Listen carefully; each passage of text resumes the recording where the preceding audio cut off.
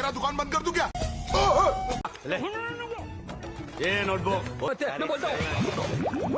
Halo guys, apa kabar kalian? Semoga kalian selalu sehat dan selalu dalam lindungan Tuhan. Lageraho Munabai 2006 merupakan film bergenre komedi drama yang dibintangi Sanjay Dutt sebagai Munabai serta Vidya Balan sebagai Janvi Sansi. Eits, sebelum lebih lanjut, jangan lupa follow IG terbaru Mimin ya guys. Linknya ada di deskripsi. Kalau sudah, tanpa basa-basi lagi, inilah alur ceritanya. Ini adalah Munabai, seorang ketua preman yang bertahun-tahun telah bekerja sama dengan juragan tanah bernama Lakbir Singh alias Laki. Nah kalau ini kaki tangan sekaligus sahabat Muna bernama Sirkuit. Muna mempunyai kebiasaan setiap jam 9 selalu bersantai di pinggir pantai. Sembari mendengarkan penyiar radio idolanya bernama Janvi. Namun Muna tak pernah mengetahui wujud asli Janvi seperti apa. Di akhir siaran, Janvi mengumumkan bahwa besok akan diadakan kuis Mahatma Gandhi memperingati Hari Kering pada 2 Oktober yang merupakan hari kelahiran dari Gandhi atau Bapu. Pemenang yang berhasil menjawab semua pertanyaan akan diundang ke studio dan bertemu langsung dengan Janvi. Muna bersemangat dan menelpon anak buahnya, Sirkuit, agar mencari cara untuk memenangkan kuis tersebut.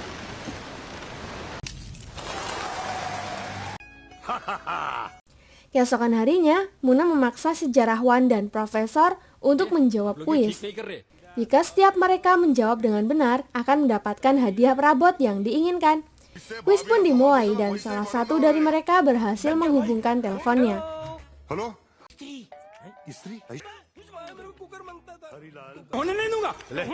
Meskipun salah satu profesor sedikit mengacau, Sirkuit berhasil menanganinya. Sehingga pertanyaan demi pertanyaan dari Janvi berhasil Muna jawab dengan benar. Singkat cerita, keesokan hari pun tiba. Ditemani Sirkuit, Muna pun mendatangi studio radio Janvi. Di sana Muna melakukan wawancara langsung dengan Janvi. Itu membuatnya grogi. Janvi menanyakan beberapa pertanyaan terkait Gandhi untuk Muna bisa mengatasinya. Namun saat Janvi bertanya apa pekerjaan Muna, Muna berbohong, mengaku-ngaku sebagai seorang profesor sejarah di kampus Mumbai. Setelah siaran, Janvi ngobrol dengan Muna. Ternyata Janvi sudah yatim piatu. Dia tinggal di rumah peninggalan orang tuanya bersama 6 kakek adopsi karena rumah itu ia jadikan inding kedua alias panti jompo. Untuk mendekati Janvi, Muna berkata ingin bertemu dengan ke-6 kakek itu. Janvi setuju, dia juga punya permohonan kecil. Dia minta Muna berkenan mengajarkan semua hal-hal yang berkaitan dengan Gandhi kepada para kakek di rumahnya. Tentunya Muna menerima tawaran tersebut dengan gembira, meskipun dia sebenarnya hanyalah profesor palsu semata. Di scene lain terlihat Profesor Hari yang juga menjabat sebagai rektor Universitas Mumbai tengah mengantar ayah kandungnya bernama Atma Tam ke panti jompo milik Janvi karena istri Hari tak mau tinggal bersama mertua di rumah mereka. Dengan sedih, Atmara menceritakan kisah pilunya. Dia punya 4 anak yang dia besarkan dengan tulus dan memberi mereka 4 kamar untuk masing-masing anak. Tapi sekarang, di saat mereka sudah mampu membeli 4 rumah, mereka tak sanggup memberiku 1 kamar pun. Mendengar itu, teman-teman kakek lain tak merasa sedih. Mereka tinggal di sini justru ingin mewujudkan keinginan terakhir mereka sebelum mati.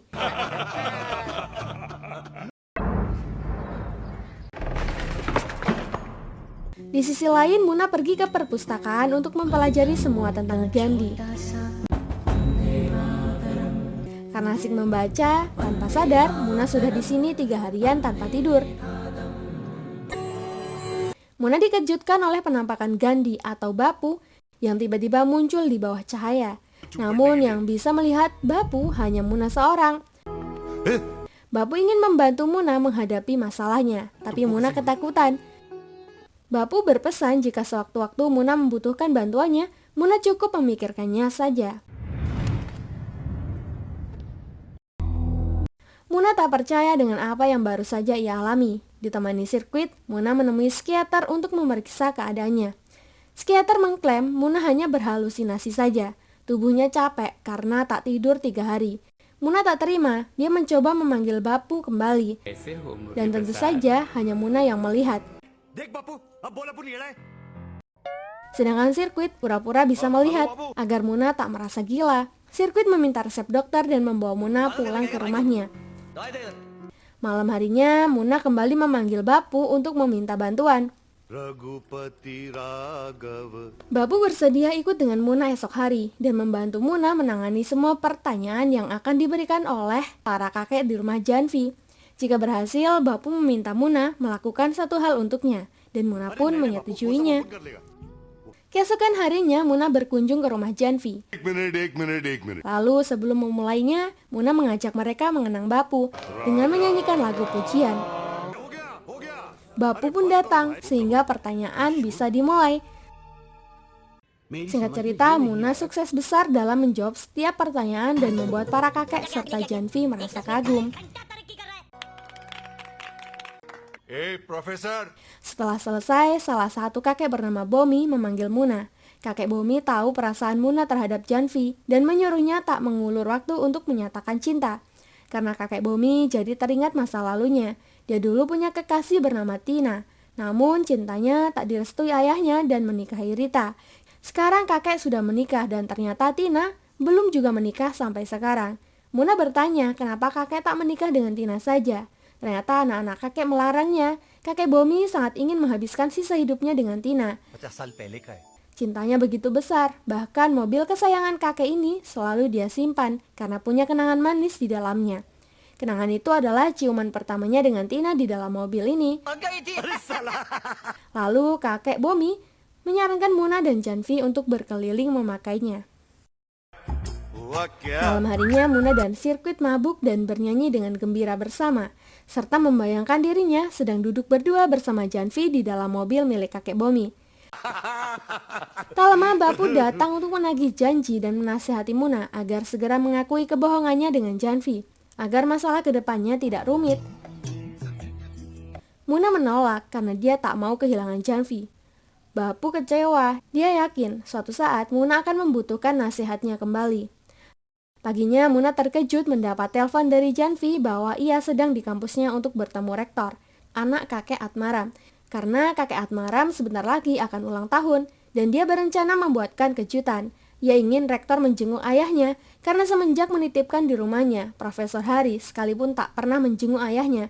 Muna melarang Janvi menemui Profesor Hari karena dia sendiri yang akan mewakili Janvi berbicara kepadanya. Muna lanjut ke kantor Hari. Karena Hari mengusir Muna dan tak mau meluangkan waktu untuk memberi surprise ayahnya, terpaksa Muna memakai cara ekstrim, sehingga Muna berhasil membuat Hari setuju. Sehingga saat ulang tahun kakek Atmaram tiba, pesta berlangsung secara meriah. Atmaram sangat senang dan terharu melihat anaknya membawa bunga serta hadiah untuknya. Keberhasilan Muna itu sangat membuat Janvi semakin kagum dan semakin mendekati Muna.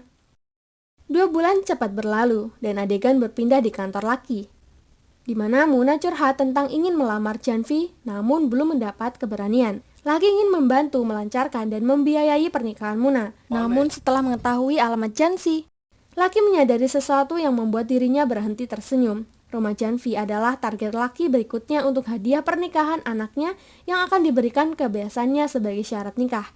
Oleh karena itu, ia berusaha menyembunyikannya dari Muna dan menyuruh berlibur ke pantai Goa dengan Janvi dan ke-6 orang tuanya untuk bersantai sekaligus melamar Janvi. Semua ongkos akan Laki tanggung.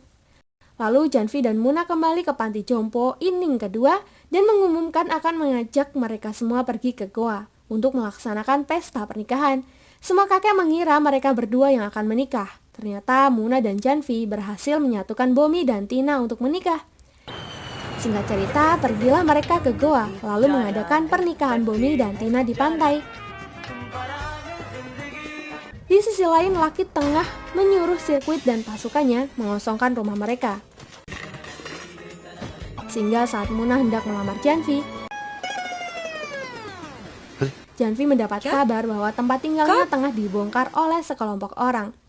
Mendengar hal itu, Muna menghubungi Sirkuit dan menyuruhnya menghentikan orang-orang yang mengacau rumah Janvi. Namun setelah mengetahui alamat Janvi, Sirkuit lemas. Ternyata dia dibodohi Laki. Dan dia sudah terlanjur menghancurkan rumah inning kedua alias panti jompo ini. Second inning house, आपका हो गया जी. Namun tak lama, Kurana, calon besan laki, datang membawa serta peramal. Peramal mengklaim Simron, putri laki, punya bintang sial karena lahir di jam 11.55 siang. Artinya jika anak Kurana menikahi Simron, dia akan mati dalam setahun. Tak mau reputasi anaknya terganggu, laki berbohong bahwa sekretarisnya salah ketik saat membuat akta kelahiran Simron. Karena Simron lahir di jam 11.55 malam, bukan siang. Pernyataan itu berhasil meyakinkan Kurana sehingga pernikahan tak jadi dibatalkan dan rumah Janvi resmi untuk mahar pernikahan. Keesokan harinya, Muna yang kecewa mendatangi laki di kantornya. Selama ini Muna berhasil menggusur ratusan rumah yang diinginkan laki. Tapi kali ini, Muna ingin laki mengembalikan rumah Janvi. Ternyata laki sudah memindahkan akte kepemilikan rumah menjadi milik dia tanpa sepengetahuan Janvi dan membuat Janvi tidak bisa berbuat apapun. Laki berusaha memberikan Muna kompensasi dengan menawarkan rumah lain, namun tentu saja ia tidak mau dan mengancam menghabisi laki. Namun laki mengancam balik akan membongkar rahasia Muna kepada Janvi jika Muna macam-macam dengannya. Just chill, just. Malam harinya, Sirkuit minta maaf karena sudah membantu laki membongkar rumah Janvi. Muna emosi, dia menampar dan merendahkan Sirkuit. Membuat Sirkuit sakit hati. Keesokan harinya Muna meminta solusi kepada Bapu. Bapu menenangkan Muna yang kebingungan. Dia pun memberikan solusi agar Muna menurunkan egonya dan meminta maaf dengan Sirkuit. Muna mendengarkan Bapu. इधर क्या कर रहे? कुछ नहीं भाई. Meski gengsi, Muna berhasil meminta maaf dengan sahabatnya itu dan lalu memeluknya. Apun भी येड़ा साला.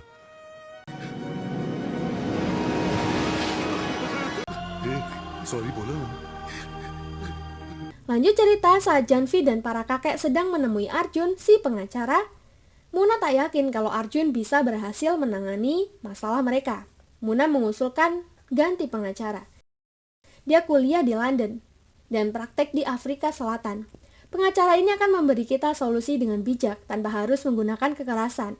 Arjun mengira rekan kerjanya telah merebut kliennya karena di kantor hanya Dansuk Bhai Patel saja yang lulusan London, sehingga Dansuk yang tak mengerti apa-apa mendapat pukulan dari rekan kerjanya. Padahal yang dimaksud Muna adalah Mahatma Gandhi alias Bapu. Ia meminta Janvi mengikuti sarannya saja. Pertama, Muna mengirimkan bunga untuk laki. Namun laki segera membuangnya, takut ada bom di dalam bunga itu. Herannya di surat itu Muna mengatakan agar laki cepat sembuh dari penyakit hatinya. Saat laki melihat keluar, dia syok melihat Muna, Janvi, dan para kakek tengah melakukan unjuk rasa di depan rumahnya. Sampai laki mengembalikan kunci rumah mereka.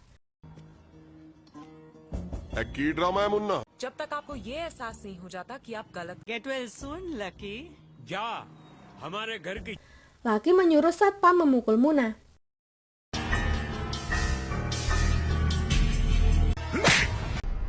Muna tak terima. Dia pukul balik dan berakhir di penjara. वे उठता है कि दुआ रख के. Sirkuit heran. Bertahun-tahun dia merampas ratusan rumah dan menghajar ratusan orang, tapi dia tak pernah dipenjara. Mereka pun menghibur diri dengan membayangkan jika nama mereka seharum Gandhi. Pasti patung mereka akan ada di taman kota. Wajah mereka akan ada di mata uang. Nama mereka akan dipakai jalan. Juga persahabatan mereka akan menjadi silabus sejarah. बोले तो bank holiday. Tak lama mereka berdua bebas, setelah Janvi memberi mereka jaminan. Laki juga datang untuk menyuruh Muna berhenti. Dia punya anak buah polisi dan banyak uang. Namun Muna berkata, dia punya Bapu dan Janvi memiliki radio untuk membantu menggiring opini masyarakat. Mereka pun mulai siaran dengan membuka panggilan untuk siapa saja. Panggilan pertama masuk, pemanggil bernama Victor. Hello. अरे ट्राई तो करना यार. मुझे. Victor kebingungan. Dia telah menghabiskan uang tabungan ayahnya 700 juta dalam bursa saham. Padahal uang itu untuk membeli rumah. Sekarang bagaimana caranya agar Victor bisa mengembalikan uang ayahnya? Dengan bantuan Bapu, Muna menjawab. Pertama, jangan menghindari dan akuilah. Victor tak mau dan hendak bunuh diri. Muna memarahinya. Kenapa ayahmu harus menanggung kesalahanmu? Apa ayahmu akan senang melihat mayatmu? Bahu yang menopangmu semasa kecil akan menopang peti matimu juga. Pada akhirnya Victor mau melakukan yang Muna perintahkan. Dia menghampiri ayahnya dan mengakui kesalahannya. Daddy मैंने आपके 7 लाख रुपए शेयर्स में कमा दिए। Itu disaksikan di seluruh kota Mumbai. Muna melarang ayah Victor menampar anaknya. Dia juga memberitahu tentang Victor yang sempat berencana akan bunuh diri. Victor menambahkan akan bekerja apa saja dan berjanji akan mengganti uang ayahnya secara bertahap. Ayah jadi luluh. Meskipun Victor melakukan kesalahan besar, tapi itu membuat Victor berubah lebih dewasa dan bertanggung jawab.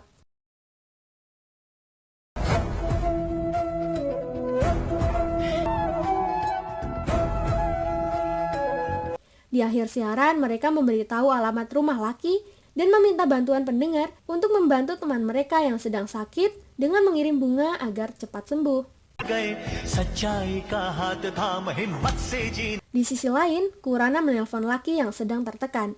Setelah mendapat banyak kiriman bunga, Kurana berharap rumah Ining milik Janvi untuk mahar pernikahan Simron bukan berasal dari cara yang ilegal. Mengingat penghuni rumah Ining berunjuk rasa di depan rumah Lucky, Lucky pun berjanji mereka tidak akan ada di depan rumahnya lagi besok pagi. Okay Apalagi Simron mulai mencurigai ayahnya telah melakukan suatu kejahatan. Lucky pun lanjut menelpon Muna agar segera menghentikan siaran dan unjuk rasa. Karena dia akan memberi Muna tawaran menggiurkan yang tak lain rumah ganti dengan desain yang sama tapi di luar kota atau apartemen mewah. Jika tak mau, Lucky mengancam akan memberitahu Janvi kebenaran tentang dirinya. Dan Lucky memberi Muna waktu sampai jam 7 pagi esok hari. Muna kebingungan, dia meminta solusi dari Bapu. Bapu tetap memberi solusi yang sama, yakni Muna harus memberitahu Janvi soal kebenaran tentang dirinya sebelum Lucky mendahuluinya. Pada akhirnya Muna menulis surat dan akan memberikannya besok jam 6 pagi, karena malam ini dia ingin bersama Janvi sebelum Janvi meninggalkannya. Pagi pun tiba, surat telah diserahkan dan dibaca Janvi, yang menimbulkan ekspresi kecewa di wajahnya. Muna lanjut mendatangi Lucky untuk memberitahu kalau dia sudah mengakui kebohongannya pada Janvi dan sekarang Muna tak takut lagi dengan Lucky karena Bapu selalu bersamanya. नहीं चलते थे याद है उनको 3 गोली मार के Lucky bingung sekaligus takut melihat Muna berbicara sendiri. निकल जा तू गेट आउट बापू को मैं मकान नहीं दूंगा Apalagi Muna tak menyerah melawan Lucky tanpa kekerasan. Dia yakin suatu saat Lucky akan memberikan sendiri kunci rumah Ining dan meminta maaf dengan tulus. जा जा Lalu pergilah Muna ke studio untuk melakukan siarannya sendiri dan mulai membuka panggilan. Hello problem बोलो Dia membantu memecahkan masalah seorang pria bernama Prakas. Di sisi lain, saat Lucky sedang berbelanja baju untuk pesta pernikahan Simron, dia melihat seorang wanita tua yang memakai sanggul bunga dan tersenyum padanya. Lucky malah merasa terganggu, lalu menggertak wanita itu dan berkata, "Berhenti mengolokku, aku tahu maksudmu." Itu membuat Simron dan istrinya merasa malu. Cerita kembali ke siaran radio dan masih dalam sesi tanya jawab. Seorang kakek bernama Tono ingin meminta uang pensiunnya, namun sudah 2 tahun tak juga di-ACC oleh pegawai bank. Manu memberinya solusi, yakni membuat petugas itu malu dengan menunjukkan sikap korupnya. Kakek Tono menghampiri pegawai. नमस्ते। Kakek memberikan semua barang yang dia bawa, sembari menyebutkan satu persatu harga barangnya. 18 रुपयों की ये 1200 है। Kakek juga menanggalkan semua pakaian yang ia gunakan. अरे मास्टर जी, ये बनियान शूज 300 रुपये के है। Hingga akhirnya petugas itu pun malu dan segera mencairkan dana pensiun yang selama ini ia persulit. ना गदर हुआ ना लहू बहाना हुआ कोई। Lanjut cerita, karena aksi Muna sangat berbahaya untuk reputasi Lucky dan Kurana, yang membuat semua orang mengetahui konflik rumah Janvi, Lucky pun berencana membuat konferensi pers untuk mempermalukan Muna. Singkat cerita, konferensi pers pun dimulai. Lucky memperlihatkan semua bukti kepemilikan rumahnya dan menyuruh Muna mengatakan bahwa ia bisa melihat Gandhi dan membuat semua reporter terkejut. Maka bersaksilah Muna tentang Bapu yang telah mengubahnya selama ini. Namun tidak ada yang percaya. sampai seseorang ingin mengajukan pertanyaan-pertanyaan yang akan membuktikan kebenaran dari perkataan Muna. Muna tentu saja percaya diri. Pertanyaan pertama sangatlah mudah, yakni tentang nama lengkap dan tanggal lahir Gandhi. Mohandas.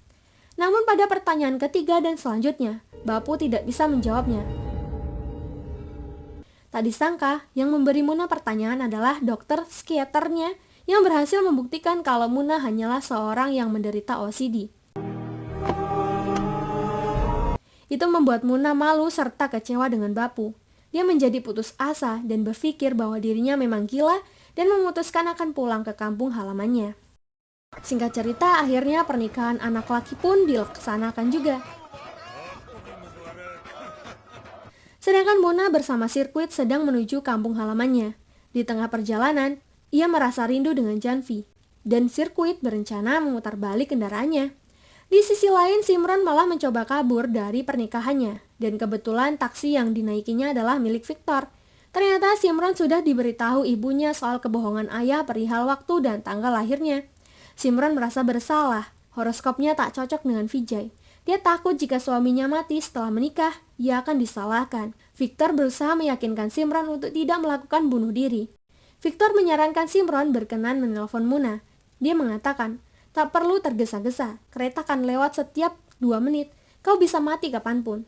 Untung Muna sudah sampai di radio untuk bertemu Janvi. Namun karena Janvi tidak di situ, maka ia menggunakan siaran radio untuk berbicara kepadanya. Good morning, Mumbai. Di tengah siaran pribadinya dengan Janvi, Victor menelpon untuk meminta solusi. Simran lalu menceritakan masalahnya tentang kebohongan ayah perihal horoskop. Simran kini sangat membenci ayahnya. Dia berkata, jika aku sebut namanya, kau pasti setuju. Muna justru melarang Simran menyebut nama ayahnya di depan publik. Dia telah melakukan yang terbaik untukmu. Simran berkata tak mau kembali dengan ayahnya yang penipu, tapi Muna menyangkalnya. Meskipun ayahnya marah, ayah tak pernah meninggalkan Simran sekalipun. Pulanglah, jangan biarkan ayahmu menghadapi masalah ini sendirian. Akhirnya Victor mengantar Simran kembali ke pernikahannya dan segera memberitahu kebenaran itu kepada mertuanya. Mertuanya marah dan pernikahan pun dibatalkan. Mendengar hal itu, Muna tidak terima dan langsung menuju lokasi. Pertama, Muna meyakinkan semua orang bahwa ramalan astrolog itu adalah omong kosong. Bahkan peramal itu pun tak bisa menjawab pertanyaan soal nasib 2 menit ke depan seperti apa. Sayangnya, semua itu tak berhasil merubah apapun. Kurana malah menelpon polisi untuk menangkap Muna dan Sirkuit.